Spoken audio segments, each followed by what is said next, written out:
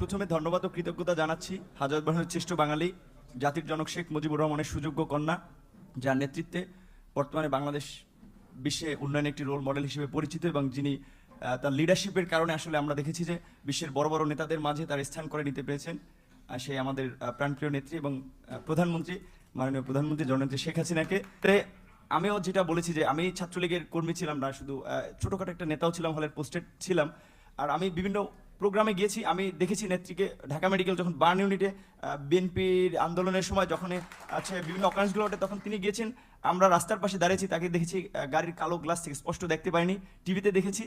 আর আজকে দেখার পর আমি অনেকক্ষণ চেয়ে রয়েছি। আমি 2.5 বছর বয়সে আমার মা মারা যায়, আর আমার ছোটো ভাই এখানে এসেছে, ওর বয়স ছিল তখন 1 বছর।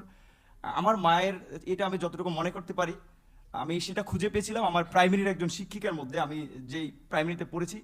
আর আজকে আমি মাননীয় প্রধানমন্ত্রী টিভিতে আমি ওভাবে দেখতে পাইনি, কিন্তু আজকে দেখে